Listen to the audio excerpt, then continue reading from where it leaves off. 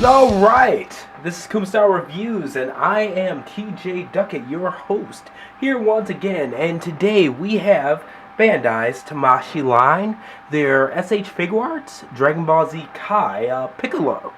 And as you can see here, it's a pretty damn good homage to what he looked like in the cartoon and things like that. We're definitely going to go over his posability, some of his accessories, and, get down to the nitty-gritty, but at the same time, I want to let you know in advance that this is a very solid figure and worth your purchase.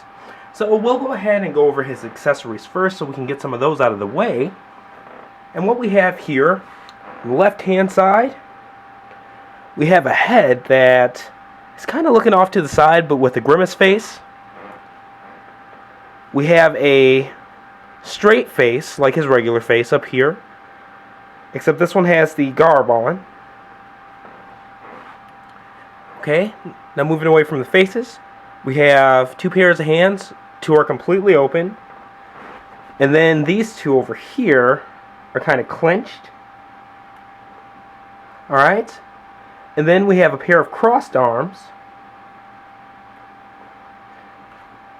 We have his cape and garb, neck piece. And we also have the chest piece that folds down from the garb right here, as well as an additional chest piece for when you have the arms crossed. So going ahead and just taking a look at this figure from all sides, you're seeing the front here, so we'll go ahead and do the side. We'll do the back.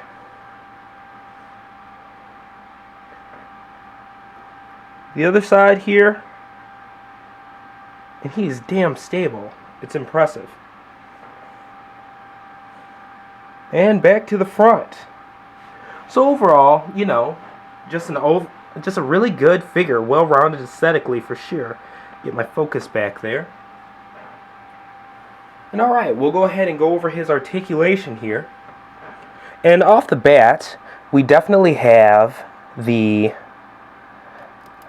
double articulation, two ball joints where the neck meets the chest here, and where the neck meets the, jawline or head here. Fully ball jointed shoulders with, as you can see, the shoulder pads or the shoulders of the shirt that are able to move, have some flexibility there. Bicep swivel,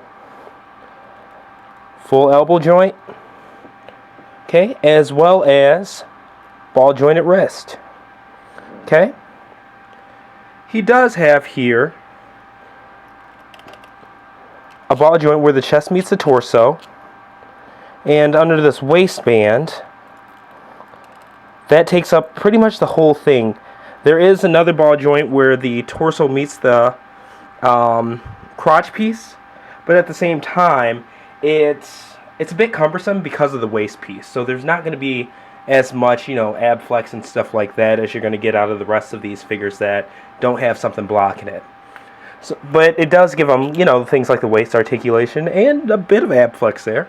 So definitely not too much of a loss. Better than not having it at all. Of course, thighs on ball joints. Full bend at the knee. With there being ball joints, there is some thigh swivel there, but no additional swivel or anything like that. And fully ball jointed ankles, as well as flippers on the feet to add to the articulation even more. The feet are actually the most impressive part of this figure so far, for me anyways, because of the amount of posability that they give. Oops, and I just snagged my camera, jeez. Sorry about that, guys. But yeah, just getting back in focus there, the feet are definitely the most, I guess, not necessarily astounding, but they give him the most posability out of all of it because they give him such stability. Those feet do, between the ball jointed ankles and the flipper feet and things like that. It's just awesome. So alright, zooming out a little bit, what we're going to do here, just to show off some of his accessories here and things like that, is, I think we're going to go ahead and just give him the arms crossed with the garbed head and the cape. So let's go ahead and get started. First, I am going to pop his head off. Okay. Since we're doing the arms crossed, I'm going to want this chest piece, so I'm going to put this over here by it and move the other one out of the way. I'm going to pop both of these arms off. They just go onto pegs. This cross arm is pretty much made so that they peg in well. Alright, so give me 1 second while I get that all pegged in and everything like that.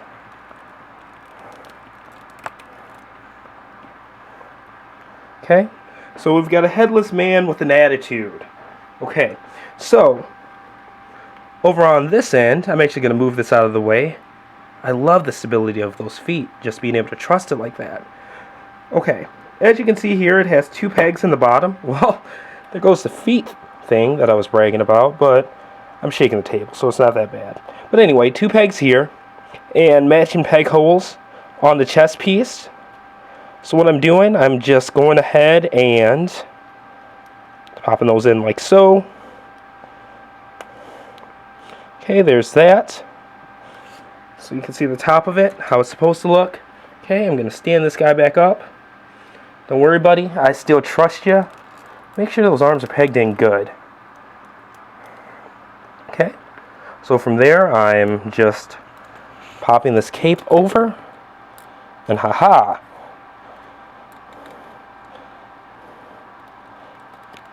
Popping those back in. And okay, making sure he looks decent. The cape does obviously add some back weight to it. And it's not too bad. But there we go. Making sure that we're still in focus and everything like that. So now, we have to go ahead and... Sorry to reach across there, I could have just used my other hand, but whatever. Pop this head back in. So what I like to do, since the neck is double jointed, I'm just putting it all the way back using that part that pops into the chest. And then, if I do this right, it should just pop straight on. So, and there we go. We have badass attitudesy Piccolo with his chest garb on. And cape and all that good stuff. So let's go ahead and zoom in there, get them focused, and yeah, overall, an awesome figure. I definitely got them all through, even SDCC Goku now. Jeebs! I cannot win. Let's go ahead and fix that real quick. Of course, it's doing my outro too. Okay, give that one more time. And I don't want you guys to feel that this is unstable. Maybe I'm just popping around too much, but up until now, I've honestly had no problems posing them. But like I said, the cape does make them a little bit back heavy. So there's that. We have the Bandai SH Figuarts Dragon Ball Kai Piccolo figure. And overall, he's not too crazy heavy on the accessories and things like that. I was wishing there was some kind of blast effect or something like that that could maybe, I don't know, attach to his fingertips and whatnot. But he's definitely not too bad, not too lacking. Cool figure. I'm glad that I got him. Overall, solid, good look to him, great posability. I'd recommend him to anybody. I can't wait to dig into the rest of these Dragon Ball figures, and I'm happy to have bought them off the bat. Alright, thank you very much for watching. This has been TJ Duckett. Once again, visit my site, www.kumastyle.com, or follow me on Twitter at KumaStyleGFX. Thank you very much for watching, and see you next time.